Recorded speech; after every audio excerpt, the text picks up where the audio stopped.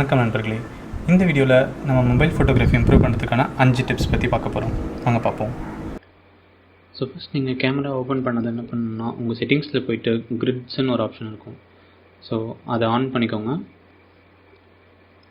அதை ஆன் பண்ணிட்டாங்கனாலே உங்களுக்கு இந்த மாதிரி ஒரு 3x3 டிவைட் பண்ணி உங்கள் ரிவ்யூ தெரியும். ஸோ இதை எப்படி யூஸ் பண்ணுறதுன்னு பார்ப்போம். இந்த கிரிட்டில் இருக்க ஏதாவது ஒரு 4 இன்டர்செக்ஷன் பாயிண்டில் ஏதாவது ஒரு பாயிண்டில் அவங்க சப்ஜெக்டை வச்சு எடுத்திங்கனாலே ஃபோட்டோ நல்லாயிருக்கும். இப்போ நான் அந்த டாப் ரைட்டில் இருக்க இன்டர்செக்ஷன் பாயிண்டில் வச்சு எடுக்கிறேன்.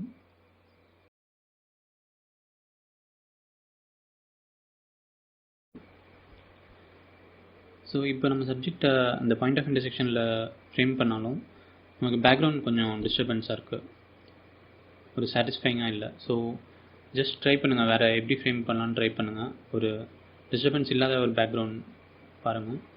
ஸோ இப்போ இந்த பேக்ரவுண்ட் பார்த்திங்கன்னா அவங்களுக்கு ஓரளவுக்கு சப்ஜெக்ட்டுக்கு ஏற்ற மாதிரி இருக்குது. ஸோ இந்த ஃப்ரேமிங்கில் வச்சு எடுத்தோனாலே நமக்கு ஒரு ப்ளீஸிங் ஃபோட்டோ கிடைக்கும்.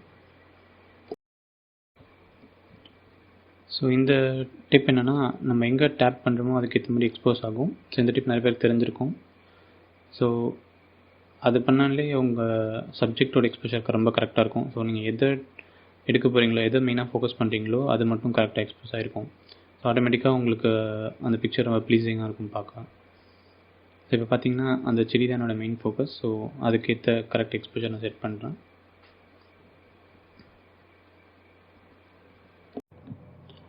இந்த செடி பார்க்க ரொம்ப அழகாக இருக்குது, ஆனால் பேக்ரவுண்டில் சுற்றி இருக்கிறதுலாம் கொஞ்சம் சரியில்லை. ஸோ இதை நான் நல்லா ஃபுல்லாக க்ளோஸ்அப் போயிட்டு ஃபுல்லாக ஃப்ரேம் ஃபுல்லாக இதே ஃபில் பண்ணுறேன். ஸோ ஃப்ரேம் ஃபுல்லாக ஒரு சப்ஜெக்ட் நல்லா இருக்கும்போது அதை ஃப்ரேம் ஃபுல்லாக ஃபில் பண்ணாலே உங்களுக்கு ஃபோட்டோஸ் அழகாக இருக்கும் பார்க்க.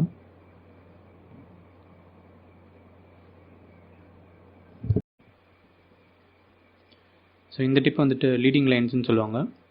ஸோ இப்போ நம்ம சப்ஜெக்ட்க்கு ஆட்டோமேட்டிக்காக நம்ம கண்ணு போகிற மாதிரி அந்த ஃப்ரேமில் சில லைன்ஸ்லாம் நம்ம சப்ஜெக்டை பாயிண்ட் பண்ணோம். ஸோ இதை தான் லீடிங் லைன்ஸ்னு சொல்லுவோம். ஸோ இப்போ இந்த பார்த்திங்கன்னா அந்த மொட்டு தான் என்னுடைய சப்ஜெக்ட். ஸோ இந்த இலையில் இருக்க அந்த நரம்புலாம் கரெக்டாக அதை பாயிண்ட் பண்ணுற மாதிரி வைக்கிறேன். ஸோ உங்களுக்கு ஆட்டோமேட்டிக்காக அந்த ஃபோட்டோ பார்க்கும்போது உங்கள் கண்ணு அந்த மொட்டுக்கு தான் போகும். ஸோ இதுதான் லீடிங் லைன்ஸ்னு சொல்லுவாங்க.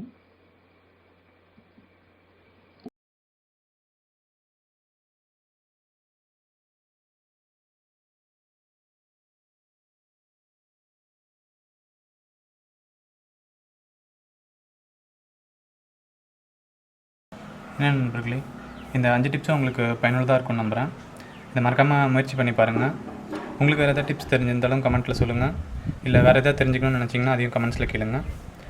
மறக்காமல் என் சேனலுக்கு சப்ஸ்கிரைப் பண்ணுங்கள். நன்றி, வணக்கம்.